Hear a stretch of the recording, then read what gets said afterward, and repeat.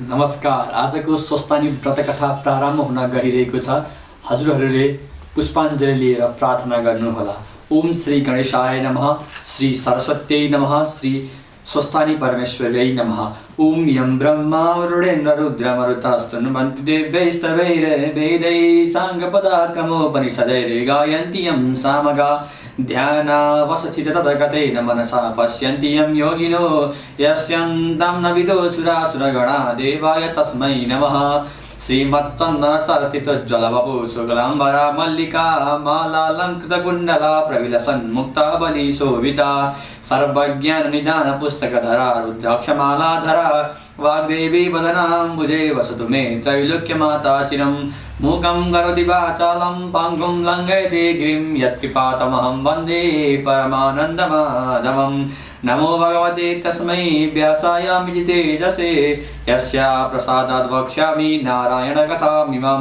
नारायण नमस्कृत्य नरं चैव नरोत्तमं देवीं सरस्वतीं व्यासं ततो जयमुदीरयेत्। अतः दशमोऽध्यायः। कुमारजी आगे गर्नुहुन्छ। हे अगस्त्य मुनि, सहित विष्णुलाई देख्ने बित्तिकै दैत्यहरू क्रोधले आगो भएर चलेका छँदै थिए। त्यसमाथि छन् यसरी कालनिमितलाई हराएपछि आफू जिताएर भएर पनि युद्ध भूमिमा रवाफ साथ रहेका विष्णुलाई देख्दा दैत्यका सेनापतिहरूको रिसले सीमै रहेन र वह काट्दा रिसाएका माउरी चाहिँ सारा फौज लिएर चारैतिर घुम्न लागे। काला चमरहरू लहरकाएको सफेद बेलुबट्टा भएका पञ्चरङ्गी पातका सजेको गण्डस्थल फुटेको मतको धारा फोहा इरहेको आँकी नसक्नु पर्वत झैँ भयङ्कर हात्तीमा चढेर युद्धमा निमित्त दैत्य विष्णुमाथि जाइ लाग्यो। त्यस्ता पतपक्ष दानवहरू किरीटी कवच पहिरेका डरलाग्दा 27,000 हात्ती थिए। मन्थन घोडा चढेको र जम्बर उठमा चढेको सम्बासुर जडी भेडाको साडमा चढेको थियो। यिनीहरूका साथै अरू पनि बडे बडे दैत्य दानवहरू र असुरहरू कसाउ भएर नाना भातीका हात हतियारहरू लिएर रणमा विष्णुमाथि आइलागेर शस्त्रास्त्रहरू परि छाड्न लागे। लोहाको दण्डले, निमित्तले, मन्तले, मुङ्राले, सुम्बले, सुलले, ग्रसले, प्रासले, महिषासुरले, चक्रले, जम्भसले, शक्तिले अरू दैत्यहरूले तिखा तिखा बाणले एकैतिर चारैतिरबाट प्रहार गरे। ती सबैका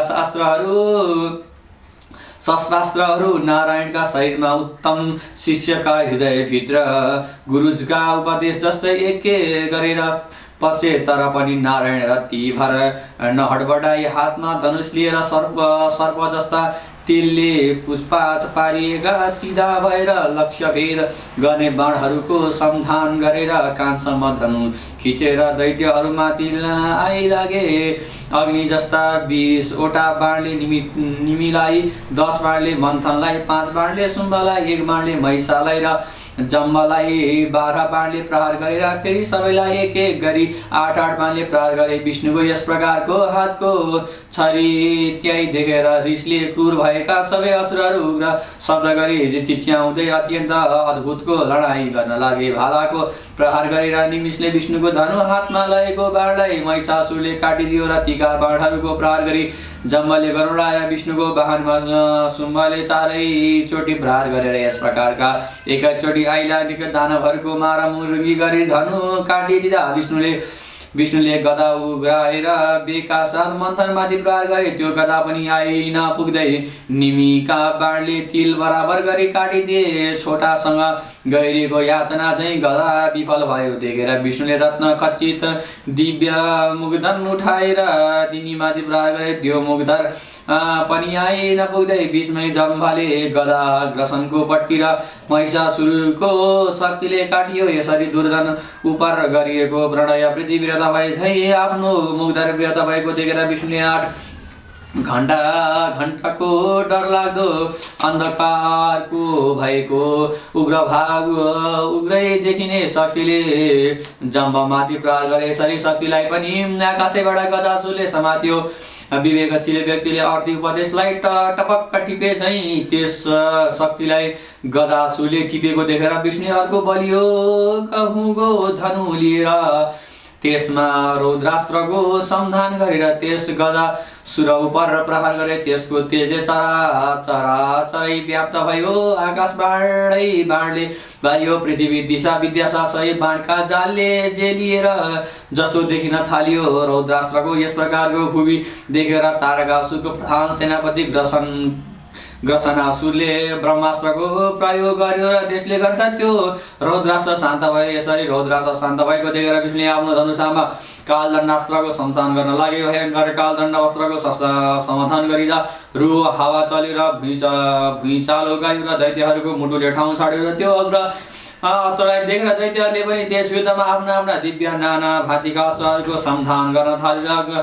ग्रसनले नारायस्त्र, निमिले चक्र र जम्बले एक एक गरी नयाँ नयाँ खालका शस्त्रास्त्रहरूको समाधान गर्दा गर्दै त्यस कालादण्डले करोडौं दानवीरहरूलाई एकै क्षणमा हस्ती एवं घोडा समेत सखा पारी छाडेर दैत्यहरूका शस्त्रद्वारा स्वयं पनि शान्त भएर आफ्नो कालदण्डास्त्र शान्त पारिदिँदा रिसले तमाउँदो अनुहार भएका विष्णुले 10,000 सूर्य झैँ चम्किलो तेजिलो धारिलो उग्र ताराहरू भएको भयङ्कर दोस्रो कुटस्थल आत्मा जसो सुदर्शन चक्रको समाधान गरेर वज्रसार भएको उग्रसनको उग्र गणस्थलको लक्षण गरेर प्रहार गरे। त्यसलाई पनि आकाशमा विफल पार्न भनेर तारका सुला प्रधान सेनापति ग्रसनका सुर समेत वीर दानवहरूको जाने बुझे झै जसरी पुरुषार्थ गरेर तर प्रचण्ड प्राप्त कर्मको भोगलाई पञ्चाउन्न गरिएका धर्म कर्मका विविध प्रकारका प्रयोजनहरू झै सबै विफल भयो। यस प्रकारका अनुकुण्ठित शक्ति भएको सुदर्शन चक्र एवं ग्रसनासुरको घाँटी कटक्कै काटी चटक्कै चुडाली आफ्नो नाभिस्थल रक्ताम्बे बारी दम्केको आगोले ज्वाला जस्तो त्यो सुदर्शन चक्र पुनः विष्णुका बाहुलीमै पुगेर रह्यो। यस प्रकारका तारकासुरको प्रधान सेनापति उग्रसेनलाई जब मारेको थियो तब सबै दानवहरू अनियन्त्रित भएर विष्णुका साथ घमासान युद्ध गर्न थाले। गदा पाश पटिस कुशल नारा छह शक्ति चक्र आदि शस्त्रास्त्रहरूको पनि दिँदै टुटेर ती सबै दैत्यहरूका शस्त्रास्त्रहरू युद्धमा विष्णुले एक एक गरी तिल बराबर गरी टुक्रा टुक्रा मारिदिए। सबै दैत्यहरूको हतियार प्राय सकिए तसर्थ केही शस्त्रास्त्र नहुँदा दैत्यहरू आकुल भएर त्यसै हतियार लिएर त्यसै कुनै हतियार लिन पाएनन् र मरेका हात्ती घोडाका लासहरू उचाल्दै गाउँदै गर्न थाले। विष्णुले पनि फेरि स्वरूप लिएर केही बेर सबैसित लड्दै रहेर चारैतिरबाट दैत्यहरूले घेरिएका सबैतिरबाट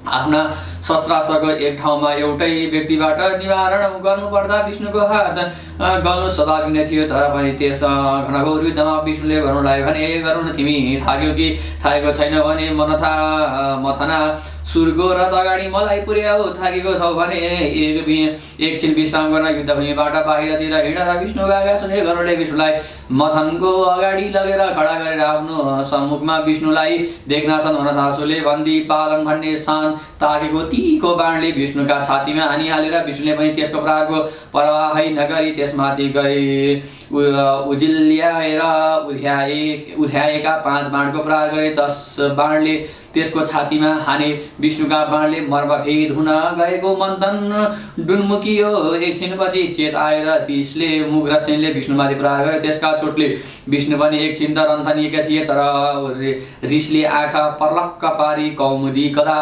उचालेर रथै समेत त्यस मन्थनलाई त्यही चकनाचुर पारिदिए। पहाडमा पहिरो लडे झै मन्थनासुर त्यही डङरङ भएर लड्यो। महिषासुरको पराजय। प्रचण्ड पराक्रमी मन्थनको पतन भएको देखेर घाममा परेका हात्ती झै सारा दैत्यहरू किन कर्तव्य विमूढ भएर दैत्यहरूको यस्तो दशा देखेर राता राता आँखा पारी झम्कुलाइदिएको रङ्ग झै महिषासुर विष्णुमाथि आइलागेर तीखो त्रिशूलले विष्णुलाई र शक्तिले गरुडलाई हिर्काइहाल्यो र मुख बनाएर ओढारमा जत्रो बनाएर विष्णु र गरुडलाई पक्कै घाँस मार्न भनेर दौड्यो। त्यस महिषासुरको मनको कुरा बुझेर विष्णुले त्यस मुखभरि शस्त्रको बुझो हालेर भरिदिएर त्यसपछि विष्णुको बाण गरेर छोपिदिएर मुखमा बाणहरू भरिएको र बाणहरूका प्रहारले घायल भएको महिषासुर फरक्क फर्केर डङरङ भएर लड्यो। तर पनि मर्न भनेर मरेर त्यस प्रहारसँग भैमा लडेको महिषासुरलाई देखेर विष्णुले भने हे महिषा त वीर पुरुषका हातबाट मारिने हैनस्।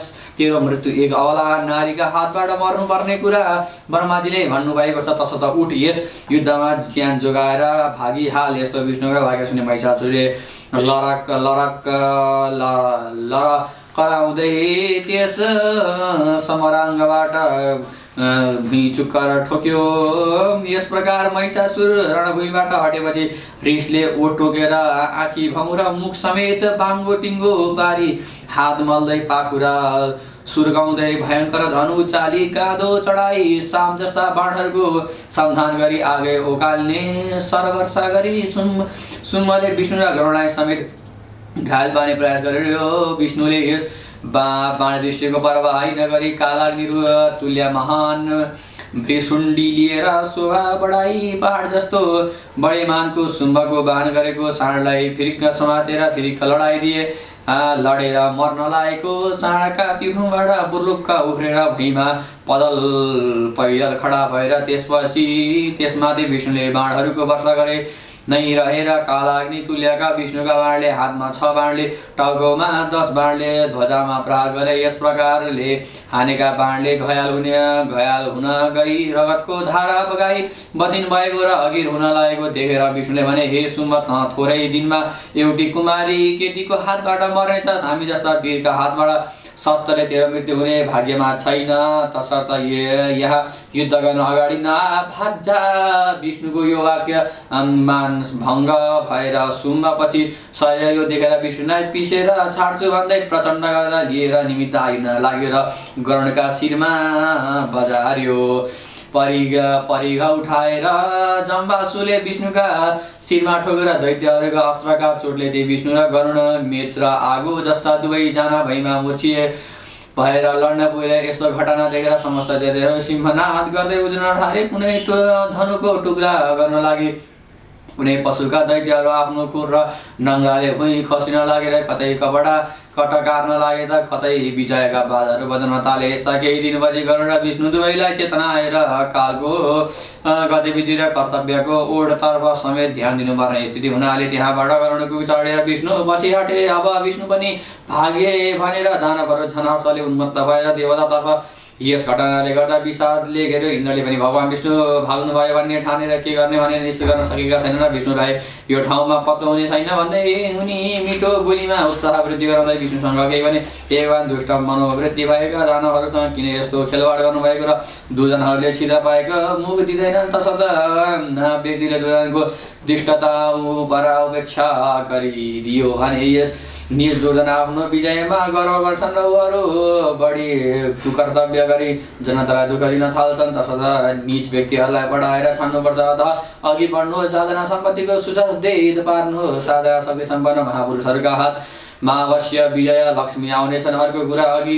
तपाईँले कुनै साधनको पनि वास्ता नै नगरी एक्लै नै हिरण्यकश्यप आदि दैत्यहरूलाई ढालिदिनु भएको थियो। तसर्थ सम्मुखमा पर्नासाथ हिरण्यकश्यपको स्वतः स्मृति प्रवृत्ति भएको थियो र अत कति कति आसुरको शक्ति आश्रममा दैत्य शक्तिहरूको खेल गर्ने वीर दैत्य दानवहरू बत्तीका पुतली झैँ भएर पुरा कालमा युगै पछि तपाईँ नै आसुरी शक्तिको मर्दन गर्नुहुन्छ। त्यसै गरी अहिले पनि डुब्न लागेको दैविक शक्तिको लागि तपाईँ मात्र एकमात्र आधार हुनुहुन्छ। अब हामीलाई आश्रय दिने उठाउनुहोस्। अब इन्द्रले प्रार्थना गरेको विष्णुले बढ्दै गएर महान हुनुभयो। उन्मत्तमोद समृद्धले परिपूर्ण भएर सुसज्जित वेगहरूले विनाश गरी सम्पूर्ण प्राणीहरूको आश्रय स्वरूप गरी महाराज इन्द्रलाई देशकाल परिस्थिति अनुसार भन्न लाग्नुभयो। सबै दानवराधिराजहरू तिम्रा उपायहरूद्वारा नै बदिया छन्। अरूको मुख ताक्नु पर्दैन। अब एक तारकासुर 7 दिने शिशुका हातबाट मर्न पर्दछ। तिम्रो शक्ति देखेर भइरहेको कुरा हो। यो कुनै स्त्रीका हातबाट र कुनै कुमारीको केटीको हातबाट मर्ने खालका छन्। अब तिमीहरूले आफ्नो पुरुषार्थ देखेर दिव्य पुरुषार्थद्वारा जम्भवोद आफ्नै हातले तिमी बाहेक अरूका हातमा यसको वध हुँदैन। तिमीहरूले यसलाई युद्धभूमिमा मैले छाडेको भगुवा जस्तो भएर आएको हुन्। तसर्थ लोकपट सम्मान गएको जम्बासुर असुरको वधमा निमित्त उद्योग गर र तिम्रो सहायता गर्नेछु। विष्णुको यस प्रकारको सल्लाह पाएर महाराज इन्द्रले देवताहरूको सैन्य सङ्कट गर्न र त्यसको विभिन्न व्यूह रचना गर्न समेत आदेश दिए र पराक्रम तपाईँहरूले समेत सारा वस्तुहरूको सङ्कलन गर्न सुझाव पनि जाते। त्यसैले सैन्य रचनाका अग्रसर हुन एकादश रुद्रलाई सङ्गीत गरियो। अतएव सबै रुद्रहरू सर्वहरूले खसी कसाउ भएका बलियो नीलो घाँटीवाला चुरामा चाँदा लगाएका अग्निज्वाला त्रिशूलिएका डरलाग्दा भएका कैला अग्ला जटलाको चुरा कसेका हात्तीका छाला कानमा बाँधेका छाला कम्मरमा बाँधेका सदा दैत्यहरूलाई थर्कमान गराउने कपाली पिङ्गाली भीमी विरूपाक्ष विलोहित अझै सहसायन शास्त्र शम्भु खड्ग ध्रुवै अत्यन्त भक्ति बलशाली प्रतापी एकादश रुद्रहरू देवसेनाको संरक्षण गर्दै दैत्यहरूका छातीभित्र गर्छ छुटाउँदै देवताहरूलाई भडुवा दिँदै मेघ झैँ गर्दै सेनाहरू अघि सारे। हिमालय जस्ता सेता सुवर्ण माला लगाएको चमर हल्लाएको सुनको घण्टा झुन्डाएका चार दारे ठुलो पहाड जस्तो ऐरावत हात्तीमा हिमगिरीमा टाकुरामा चम्किएका झैँ सूर्य झैँ महाराज इन्द्र चढेका र दयाँ माया दुईतिर अग्नि वायु पछाडि विष्णु सेनापति इन्द्रको संरक्षण भएर रहे र आदित्य वसु विश्वदेव अश्विनी कुमार र गन्धर्व यक्ष रक्ष नाग किन्नर गहनाले र नाना प्रकारका शस्त्रले सुसज्जित भएर विजय इन्द्रहरूको परिचय खाती विभिन्न चिन्हले अङ्कित भएर बन्दी जनन आफ्नो गदा सुकाउँदै दैत्यहरूको वध गर्न भनेर हर्षित मनाउँदै सबै देवयोनिसहित देवताहरू इन्द्रका अगाडि बढेर देवताहरू विभिन्न वृद्धद्वारा सुरक्षित सर्दै हात्ती घोडा रथ रथीका परिपूर्ण ध्वजापथका आदि सुशोभित हात्तीका घोडका शब्दहरूले व्याप्त सेता छाता चमरहरूले भरिभराउ त्यो देव सेना दैत्यहरूका मनमा सन्ताप बढाउँदै अघि सरे गजासुरको बध यसरी गइरहेको देवताहरूले देखेर असुरहरूको सेनापति गजासुर हात्तीको स्वरूप लिएर कालो डरलाग्दो मेघ जस्तै समान बनेर फर्सा हात नउठाएर रिसले ओटोकेर खुट्टाले देवसेनालाई गुल्ची मार्दै सुँडले लखार्दै पछार्दै फसार्दै गुजार्दै घारी झैँ फालफुट गर्न लागेर यस प्रकारसँग सेनाहरूलाई दलनलमल गरेको देखेर यज्ञ गन्धर्व किन्नरहरू सबै मिलेर असुरको सेनापतिको पास पराशु चक्र भिन्दिपाल मुन्दर कुन्ता प्रशास तरवार दण्ड भाला मर्छाहरूको वर्षा गरे तर सम्पूर्ण शस्त्रास्त्रहरूलाई दाँतले घाँसको गुछो मुखमा हाले झैँ गरेर एकै घाँस पारिदियो। रिसले फड्का रेखा सुडले देव सैन्य निगाहरूलाई लडाउँदै पछार्दै युद्धको मैदानमा घुम्न थाल्यो। जुन देवताहरूको सेनालाई पुग्दछ त्यो सेनाको हाहाकार हुन्थ्यो। यसरी देवसेनाहरूको कत्तल गरेको देखेर 11 रुद्रहरू अहङ्कार र क्रुद्धको ज्वालाले प्रज्वलित भएर परस्परमा भन्न लागेका, हे भाइ हो यो चाबो दैत्यलाई पकडिहाल माडिहाल पिना सेनापतिको यस पाजीलाई अङ्कुलले घिसारेर ताल तिखा सुलले मर्मस्थानमा रोपी हाल। अब मानमा गएको यो वाक्य सुन्न सात कपाली रुद्रले तीको सान लागेको जबर त्रिशूल लिएर बायाँ हातले सपक्का पुछेर रिसले आँखा तानेर भ्रिसुण्डी बाँको पारेर कडा मुठीले टपक्क टल्किने झल्किने त्रिशूल बेसरी समातेर रणभूमिमा गजासुर उपर कुदेर आइलाग्ने र टाउकोका माथि कुम्भस्थलमा रोहिहालेपछि त्यसपछि अरू 10 रुद्रहरू यिनै रीतले क्रुद्धै जय हालेर त्रिशूलले गजासुरलाई रोपेर व्याकुल गराएर यस गजासुरका सारा शरीरबाट रगतको धारा बग्न लाग्यो। गला पहाडलाई मिजिएका छरारा बेग झैँ रगतका धारा बगाउने गजासुर एकातिर छ र अर्कोतिर सेता भस्मले सेतै सही पाएका हात जस्ता 11 रुद्रहरू घेरा हालेर खडा छन् र अन्तिम अवस्थामा पुगेका ती सबै गजासुर नाङ्ला जत्रा कान फटकाउँदै लामा दुई दाहारले शम्भु रुद्रका नाभिस्थलमा रोपिहालेर यो देखेर शानदार हतियार छाता तुछा पार्न लागे। जब कपाली र शम्भु दुईलाई छाडेर ती 9वटै रुद्रहरूमाथि त्यो गजामुर जाइ लागेर सबैतिर एकैचोटि खुट्टाले सुँडले र दाराले समेत मार्न लाग्यो। त्यो गजासुर रुद्रहरूका साथ गएको यस प्रकारको घमासानको लडाइँमा जब थकित भएको थियो तब कपाली रुद्रले त्यसको सुनमा समातेर बडो वेगले फनन गरी घुमाइदिए। अब घमाइले गतिले लिएको दिन मुख्य लगाएको एक मुठी सासम्म शेष रहेको लडाइँ गरेको हौसला केही नगरेको गजासुरको छाला काटेर चुइदो लाल लगत लागेको र ताजा छाला लाई कपाली रुद्रले आफ्नो जिउ ढाकेर वस्त्र समान पहिरेको यस प्रकारको झुँदै छाला काटिएको गदासुरको ज्यापुहरूले छाला तरेको रागो चाहिँ कराउँदै चिच्याउँदै मागे। यसरी गदासुर मारिएको र त्यसको छाला बेसेर उग्र रूपमा खडा भएका कपाली रुद्रलाई देख्दा समस्त असुर सैनिकहरू डरले कम्यान भएर भुइँमा आकाशतिर पूर्ण पश्चिम उत्तर दक्षिण जस्ता हेरेर पनि गदासुरको छाला बेगेर कडा भएका रुद्रलाई मात्र देख्न लागे। यसरी गर्दा सबै दैत्यहरू व्याकुल भएर तिर्जामित्र भएर यसरी युद्ध भूमिमा नै खेत रहेर निमित पराजय दानवहरूको यो गति र रुद्रको यो फुर्ती देखेर रिसले भई चलाएको उम्लिएको निमि दानव हात्तीमा चढेर सुरसेनालाई ढुलाउँदै अगाडि बढेर जुन जुन दिशातिर निमिको हात्ती चल्छ त्यसतर्फ देवताहरू आफ्ना बाण हतियार सब छाडेर भाग्न लागेर देवसेनाका हात्तीहरू पनि निमिका हात्तीको गन्ध पाउन सर्वगा गर्न लागे। अब यसरी देवताहरूको सैन्य भागबाट अब अष्टदिक्पाल र विष्णुका साथले युद्धको प्राङ्गणमा महाराज इन्द्र आफै खडा हुनुभयो। मैदानमा खडा भएका इन्द्रलाई देख्न साथ निमित्तको हात्ती जाइ लागेर आफ्ना उपर निमित्तको हात्ती आइलागेको गन्ध पाउन साथ इन्द्रको ऐरावत हात्तीले कहाँ गर्दै भाग्ने कुरा कस्यो। माहुले बगलिया पछुवाहरूले थाम्ने प्रयास गर्दा पनि ऐरावत पछिल्तिर फर्किन थाल्यो। ऐरावतको भाग्न पछिल्तिर फर्किनेपछि महाराज युद्धभूमितिरै मुख पारी सम्मुख गरी निमिका फौजसँग लड्ने लगाएर निमिका छातीमा पत्थरको प्रहार गरे। गताले निमिका हात्तीका गण्डस्थलमा फेरि हुर्काएर निमिले पनि त्यस प्रकारको परवाह नगरी ऐरावतका गण्डस्थलमा मुख धरे हिर्कायो। त्यसका यस चोटले इन्द्रको ऐरावत खुट्टाले चाहिँ टेक्न पुग्यो र फुर्ती साथ उड्दै थियो र निमिका हात्तीले खेदिएकाले रणाङ्गणबाट सुई कुच्चा ठोकिहाल्यो। यस्तो अवसरमा वायु पनि रुखो रूपमा बहन लाग्यो र हावा बालुवा कङ्कुडहरू पनि उड्न थाल्यो। निमिको हात्ती रक्ताम्बै भएर पनि मैदानमा सम्मुख भएर पहाडे चाहिँ खडा भएर रह्यो र त्यो देखेर कुबेरले ज्यादै गहुँ गोदा उचालेर निमी समेतको त्यो हात्तीलाई ठोके।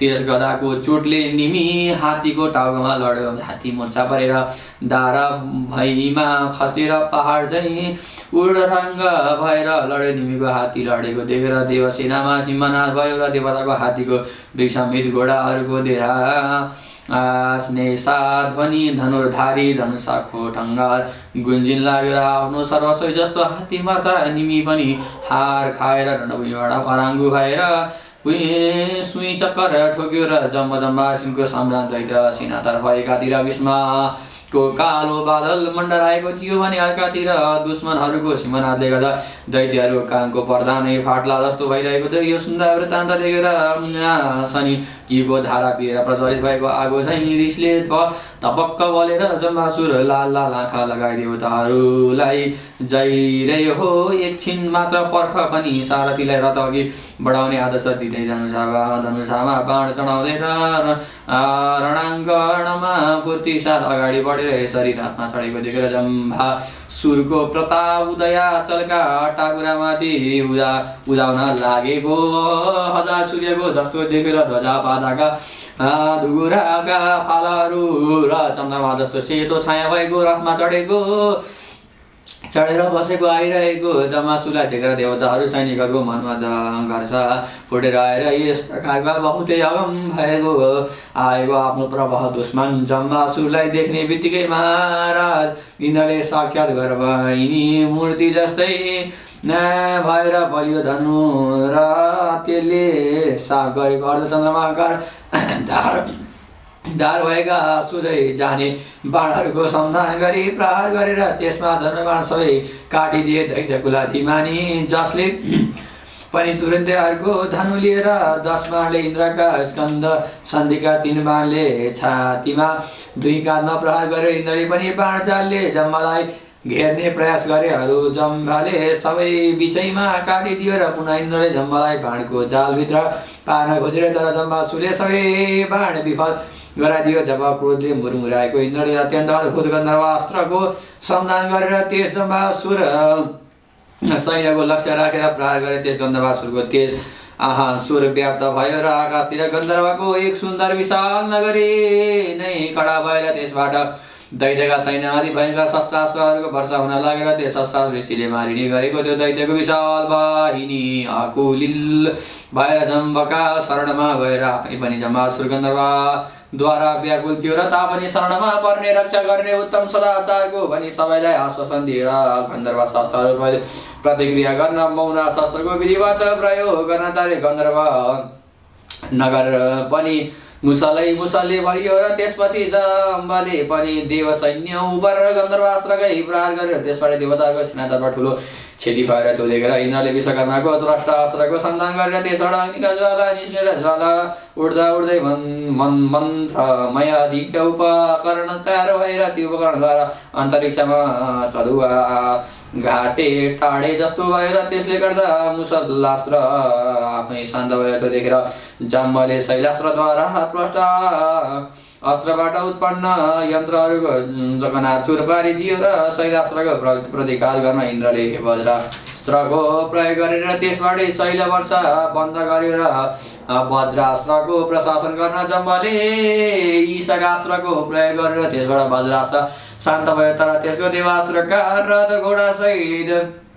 हुन लाग्यो। त्यो देखेर इन्द्रले आग्नेय अस्त्रको प्रहार गर्यो, त्यसबाट ईशिकास्त्र पनि सन्तान भयो। तर त्यसबाट झल्केको आगोले रथ घोडा र जङ्गमको शरीर समेत चल्न लाग्यो र जम्बासुर पनि हिम्मत हार कहाँ हो र उसले पनि तुरन्तै वरुणास्त्रको प्रयोग गरेर त्यसबाट आग्नेयास्त्र शान्त भएर साथै आकाशभरि बिजुलीका बेलुबुट्टाले भरिएका काला काला मेघ मडरिन थाले। हात्ती सुनले घाराको वर्षा हुन थाल्यो। एक क्षण नै संसारभरि पानी परिहाल्यो र संसार डुब्न लाग्ला जस्तो भएर त्यो देखेर इन्द्रले वायु अस्त्र प्रयोग गरे। त्यसले गर्दा घनघोर हुरी चल्यो र आधी बेरी हुरी चल्यो, सारा बादल फाट्यो। तर वर्षापछिको हुरीले गर्दा भयङ्कर जाडो भएर दैत्यहरू लुगलुग काम्न लागेर बलिया बलिया दानवहरू वीरहरू पनि त्यस रणभूमिमा टिक्न सक्दैनन्। त्यसबाट वायु अस्त्रको परिशोध गर्न जम्बले पर्वतास्त्रको प्रयोग गरेर त्यहाँ जसबाट उनी आउने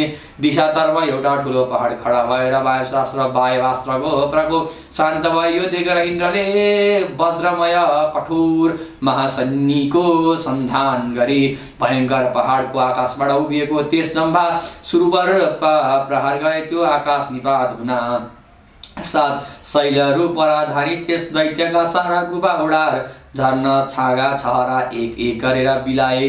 पहाड पनि चुच्चुरो भयो, पहाडी माया शान्त भयो। अब जम्बासुरले युद्धको रूप बदलेर महान पर्वतको आकार लिएको भयङ्कर हात्ती देखेर देवसेना उपर जाइ लाग्यो र खम्बा जस्ता खुट्टा तेर्याइएका घारा जस्ता दाराले कतै मर्दन कतै दारुण गर्न लाग्यो। देवसेनामा तोडफोड गर्ने र सुनले बेसेर सेना र कुमकुमहरू चाल्दै थैजार्दै मार्न बिहान गर्न लाग्यो। यो देखेर इन्द्रले पनि नरसिंहास्त्रको प्रयोग गरे, जसबाट काला दारा अट्टहास कसौती जस्ता नगरा भएका हजारौं सिंह उत्पन्न भए। ती सब दैत्य सेना वरद फैलिएर जम्बासुरको गजभानी विलीन गरायो। अब जम्बासुर भयङ्कर विषालु सर्पको रूप लिएर सयौं फण फैलाएर आइलाग्यो र त्यो देखेर इन्द्रले गरुडास्त्रको प्रहार गरे, जसबाट हजारौं गरुड उत्पन्न भएर ती गरुडहरू साँपको रूप लिएको जम्भौ पर जाइ लागे। जम्बासुरको त्यो माया पनि बिलायो। जब पछि आकाशमै भरको अति विशाल काया फैलिएको त्यो जम्बासुर बाहेक सबै देवताहरू एकै घाँस पारी खान भनेर तत्पर रह्यो भनेर सोधी गर्न पुगे।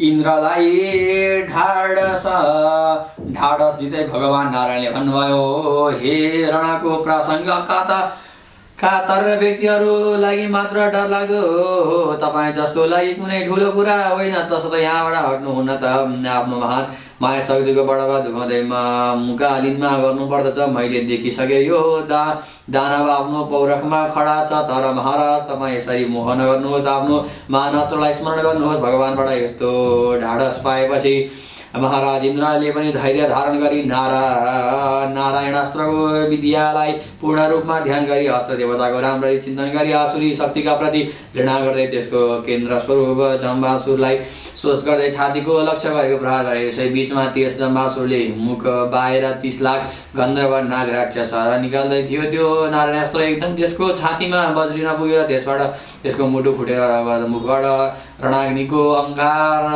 झरे चाहिँ निस्कियो। त्यस नारायणास्त्रको तेजले त्यस जम्बासुरको त्यो भयङ्कर स्वरूप नष्ट भयो। तर पनि त्यो त्यहाँबाट अन्तर्ध्यान भएर नदेखिने ढङ्गले आकाशमा बसेर त्यसबाट शस्त्रास्त्रको वर्षा गरेर देवसेनाको भयङ्कर रूपमा संहार गर्न लाग्यो। त्यस शस्त्रवृष्टिबाट काटिएका मारिएका लडिएका पछाडिएका देवसेनाका सैनिकहरू हात्ती घोडा रथ र अङ्ग प्रत्यङ्गहरूको राशि र रगतको धाराले गर्दा बहेको नदीले त्यो रणभूमि भयङ्कर महासनाई जस्तो देखियो। लासको रास लाग्यो र हड्डी हाडको पहाड थुप्रियो। रगतको पोखरी तलाउ नदी नाला भएर स्याल गिद्ध कौवा भूत प्रेत पिशाची योगिनी भैरव समेत निराचर राक्षसहरू जम्मा भएर उफ्रन थालेर डाकिनी साकिनी पुतना कोटराहरूको ताण्डव नृत्य हुन थाल्यो। सुन्नुहोस् अगस्त्य मुनि, अब यस युद्धभूमिको पौराणिक वर्णन तथा अर्थात् नाचिरहेका मुर्गुट्टाहरूको घुइँचो लागेको बसेको रगत पग्लिएको बोसाहरूको दलले हिलो भएको तिनै लोकमा सम्पूर्ण प्राणीहरूको विनाश गर्न तुलेका यस देवासुर महायुद्धको मैदानमा स्याल गिद्ध कौवाहरू आनन्दमग्न हुन लागे। रासमा यसरी आँखा लुछेर कौवाहरू वाह वाह वाह गरी रहिरहेका छन्।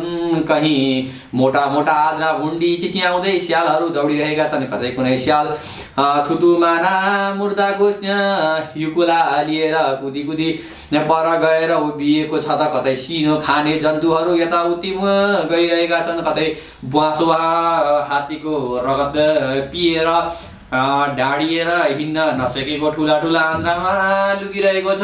कोही तातो रगत रूपी रक्सी लिएर मातेका पिसाचहरू मस्त भएर स्वास्नी समेत रङ्ग लिएर नाचिरहेका छन्। कतै पिसाचहरूलाई सुरको मासु मन पर्छ या कतै छाउमा यताउति लगिरहेका छन्। जस्तै कुनै भूतिनी मलाई त बोसो नभएको मासु मन पर्दैन भन्छन्। कोही कतै केही भन्छन् आँखा तरेर हेर्छन्।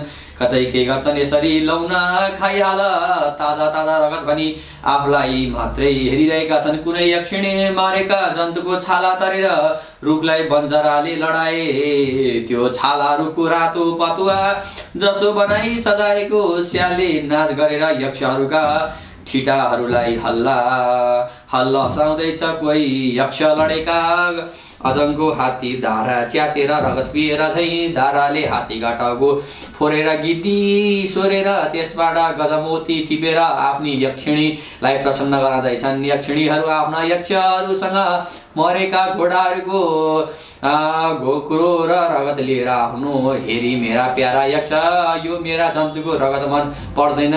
जिउँदा जन्तुको रगत ल्याऊ भन्छे म कुनै मान्छे यो श्मशानमा लडेको लास मलाई पत्ता हुँदैन। कुनै मान्छेको टाउको फ्याँकेर किन्नरको टाउको हो बुढिया भन्दै कुनै यो हात्तीको हो यो घोडाको भनेर अनेक प्रकारले गर्दै थिए। यस प्रकार यक्षका स्वास्नीहरू यक्षहरूलाई भन्दछन् कतै पिशाच यक्ष राक्षसहरूलाई हातमा खपर लिएर मलाई थोरैले पुग्दैन अलि धेरै ल्याऊ भन्दछन्। यसरी नदीमा नुहाएर सलक्क परेर पितृको तर्पण र देवताको पूजा समेत गर्दछन्। यसरी हात्तीको लास रूपी ढुङ्गामा चढेर रगतका दहमा खेल्दै पार लाग्छन्।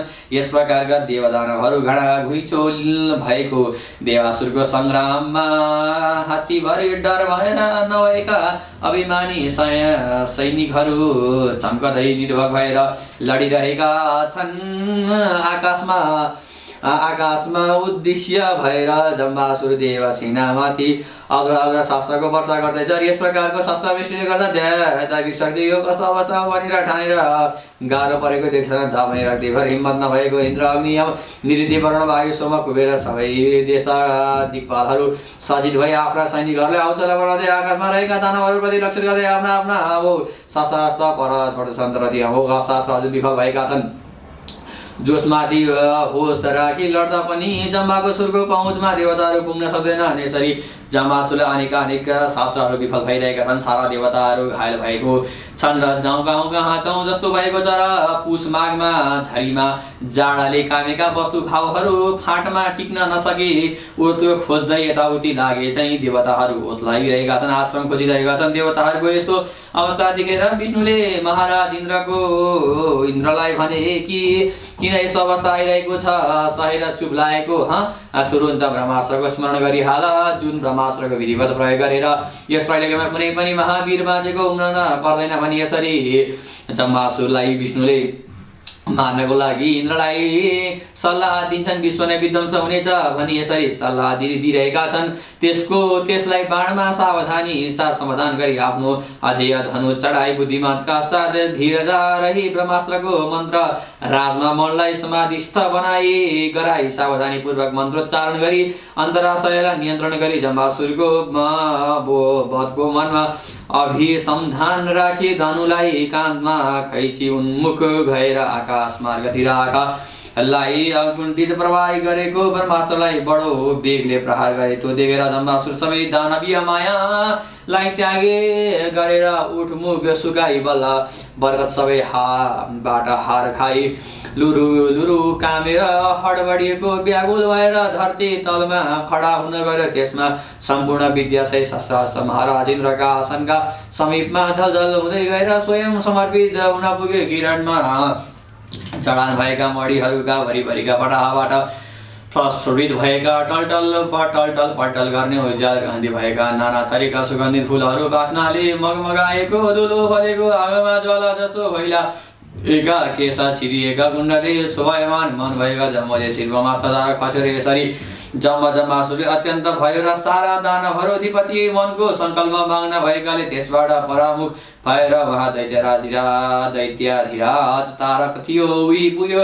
तसर्थ भागी आएका आफ्ना वीर सेनापति समेत सैनिकहरूको देखेर देवताहरू सैनिकद्वारा जम्बासुर समेत वीरहरू रणभूमिमा खेत रहेको कुरा समेत सुनि सबै तारका अभिमान मद मोह क्रोध अहंकार र पौरुष समेत प्रकट गर्न र छिपाउन समेत नहुने खालको भावनाको सन्धिमा आवेग भएर आफ्नो सैनिक शक्तिलाई पुनः सङ्गठित गराई आफ्ना हरुवा सेनापतिप्रति सोच व्यक्त गर्दै देवताहरू लडाईँ लड्ने प्रबन्ध मिलाउन लाग्यो। यही जम्बासुरवधः तारका विजय। यस उपरान्त तारकासुरले आफ्नो विजयशील चैत्र रथमा चढेर हजारौं वायुबङ्गी घोडाहरूको जोडा लिएर आफ्नो सेनापतिहरू र रोग व्यक्त गर्दा देवलडाहरूसँग युद्ध गर्न लागेको। दैत्यहरूका जान लागेको भने प्रस्थान गरे। सबै प्रकारका शस्त्रास्त्रको समाजलाई सबै प्रकारको शस्त्रास्त्रबाट सुरक्षित गर्ने प्रबन्ध गरे। त्रैलोक्यनाथ ऐश्वर्य परिपूर्ण यही विशाल मुख भइलाई महान सैन्यको परिधिन रही देवताहरूसँग सम्प्रसारण गर्ने तुरन्तै रणाङ्गनामा उपस्थित हुन लागेर त्यहाँ देवसेनातिर पनि जम्बासुरसँग लड्दा घायल भएको ऐरावतलाई परै राखी महाराज इन्द्रका प्रतापद्वारा सुरक्षित सारथी मालतीद्वारा सुसज्जित गरिएका सुनका उपकरणद्वारा सुसज्जित भएका रत्नहरूको झलझल भएको 4 योजन फराकिलो सिद्धहरूका सङ्घले परिष्कृत पारिएको गन्धर्व किन्नरहरूको गान बजान थन्कियो र अप्सराहरूको नाचगानले रमणीय रहेको सर्व प्रकारको शस्त्रास्त्र परिपूर्ण भएको बीचहरू ठिक गरी राख्नाले कुनै कुराले रत्तीभर गन्जा गोल नभएको अद्भुत तरिकाको साझा सब्जानले उज्जवल हुन गएको र रथमा मुद्दा महाराज इन्द्र विराजमान थिए र उनको रथलाई वीर परिवारबाट घेरा कवच लिएको शस्त्रास्त्र सुसज्जित विष्णु समेतका लोकपालामा रहेका थिए। जब तारकासुरले यहाँ आइपुग्नु भएर पृथ्वी ढलाउन अन्तरिक्षमा रुखमुरी हालेर समुद्र छली लाग्यो। सूर्यको प्रताप मलिन हुन लाग्यो र धुतो उडेर आकाश ढाक्यो। ताराहरू सबै छोपिएर हात हतियारहरू आफै जलमलाउन थालेर सेना त्यसैले पनि कममान हुन थाले। एकातिर तारकासुर, अर्कातिर देवताहरूको सेना, एकातिर समस्त संसारका सम्भार गजगति छ र अर्कोतिर तीरको लोकको संरक्षण समस्या र सारा विश्व नै समस्त चराचर नै सूर्य एवं असुर दुई भागमा विभक्त भएको छ। वर्तमान परिप्रेक्ष्यमा हेर्दा त यी दुवै विभक्त रहेको समूह एकै जुटमा मिल्ने झै देखिन्छ, तर मैले यो जुटेको छैन, भेल बखत गर्न जुटेका छ र समस्त ब्रह्माण्डमा नै जुन वस्तु सत्ता स्वरूप छ सो सबै आज यहाँ अधुरो अपूर्व विभूति रहित झै भएर जुटेको छ। देवता र दानवहरू तबका बलले तेजाज शस्त्र तेज धन ऐश्वर्य सैन्य शक्ति वीर्य पराक्रम उज एवं सतनको महान जमघट भएको छ। आसुरी भक्तिको नेतृत्व गरी अब मार्मिक सेना लिएर सम्मुखमा आएको तारकासुरको छातीमा देवता सेनाहरू तर्फबाट अग्नितुल्य नै बाणीहरू पिसिए। ती बाणीहरूको शक्तिभर पनि प्रवाह नगरी तारकासुरले पनि प्रत्यक्ष देवसेना सेनापतिहरूलाई नौ बाणले प्रहार गरेर देवताहरूले पनि त्यस उपर ठुलो बाण वर्षा गरे। त्यो सबै वर्षा रुद्राचारी कपुतले परम्परादेखि नै सुप्रसिद्ध भएर आफ्नो महानिर्मल कुललाई अनाचारद्वारा विशिष्ट पारे चाहिँ आकाशमा नै विशिष्ट विनष्ट भयो। देवताहरू सबै शस्त्रास्त्रहरूलाई यस प्रकारले पन्छाएपछि त्यस तारकासुरले बाँडे बाँडे पृथ्वी दिशा दिशा शाखा आकाश सबै भरितिर देवताहरूका जति जति शस्त्रास्त्र ती सबैलाई आफ्नो हस्त लाघवले बेचैमा काटिदिए। यसरी तर्कपूर्ण शास्त्रार्थ गरेर यथार्थ कुरालाई पनि सम्दिग्ध तुल्याई भङ्ग्याई झुटो साबित गराइदिइहाल्छन्। त्यसै गरी नै तारकासुरले देवताहरूका शस्त्रास्त्रहरूलाई छलछाम गराई पन्छाइदियो र त्यस बाणले इन्द्रलाई 70 बाणले विष्णुलाई 90 बाणले अग्निलाई 10 बाणले वायु यमराजलाई कुबेरलाई 70 बाणले वरुणलाई 8 बाणले निरुतिलाई 28 बाणले प्रहार गरे। पुनः सबैलाई एक एक गरी 10 वटा बाणले प्रहार गरे र 3 बाणले मातलीलाई 10 बाणले गरुडलाई हानेर फेरि अमोघ बाणका प्रहार गरे। देवताहरूका कवच धनुहरू सबैकातिर तिलबलावर गरी काटिदियो। जब कवच धनु सबै काटिदिएका देवताहरूले यस रणमा अब अरू कवच पैरी धनु पनि अर्कै लिएर रिसले चुर भएर त्यसै दैत्यका उप अमोघ बाणहरूको वर्षा गर्न लाग्यो। त्यो देखेर रिसले राता राता आँखा लगाए। अरू देवताहरूमाथि अग्नि समानका बाणहरूले वर्षा गराए।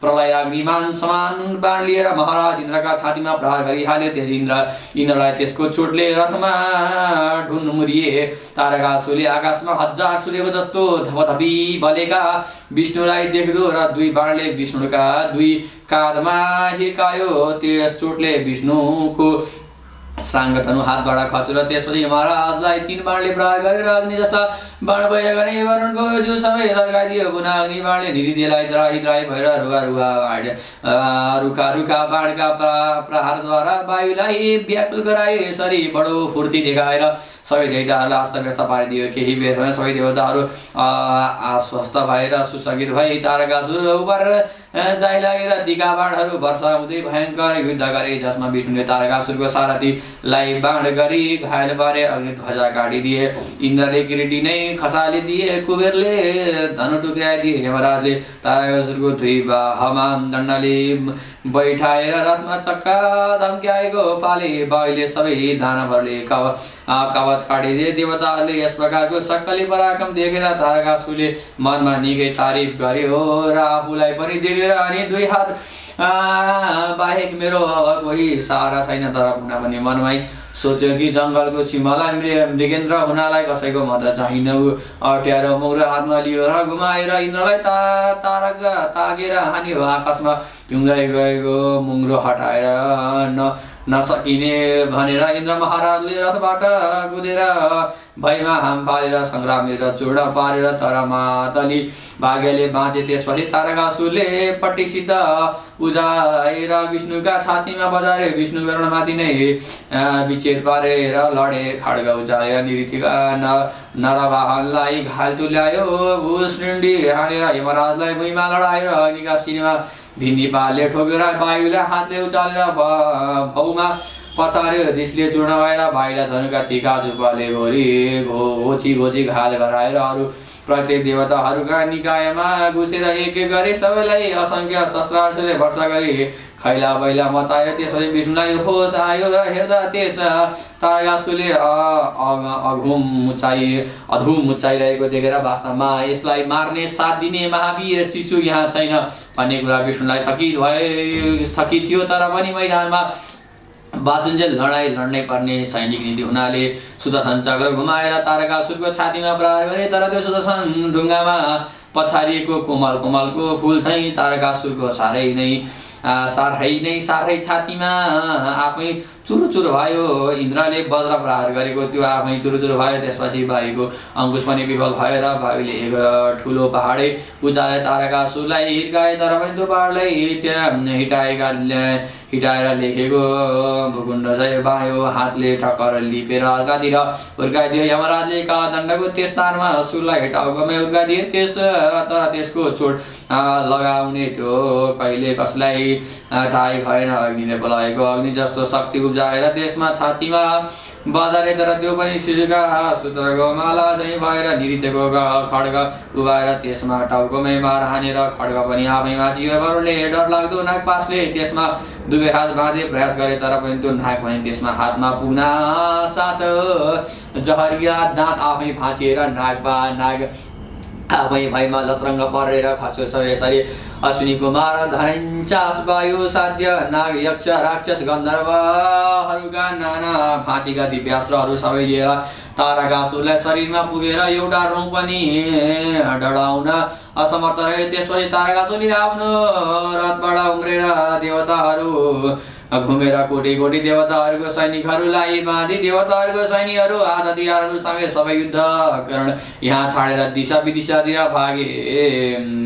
साथै तिनै लोकको राज्य लक्ष्मी पनि तारकासुरको राजा भुवनको गई आफ्नो राजभवनमा पद्मरागमणिले बनेका राजसिंहासनमा बसेर किरीटी कुण्डली झुल्कँदा साथ विरोध विहार गरी समय बिताउन लागे। केही दिनपछि तारकासुरको सभा बसेको मुख्य दरबार आएर घुँडा टेकी बिन्ती गर्न थाल्यो। अब यो बन्दी देवताहरू कहाँ राखौँ, के गरौँ भनी यसरी मेरै घरमा हो तसर्थ यिनीहरूलाई जहाँ इच्छा छ त्यहाँ बस्न दिनु। देवताहरूका हातमा पास पनि खोलिदिए। तदनुसार पास काटिए। देवताहरूलाई आफ्नो मन परेको स्थानमा बस्ने आज्ञा पनि प्राप्त भयो। तापनि आसुरी शक्तिको दासताले मनमा निकै चोट लागेको हुनाले असुरौ सम्पदाको दासबाट संसारलाई नै जोगाई देवी सम्पदानमा लैजाने विचार विमर्श छलफल गर्न हिमालय पर्वतको काखमा रहेको शान्त सुन्दर नेपाल अधिराज्यको मृगस्थलीमा आई बसिरहेको थिए।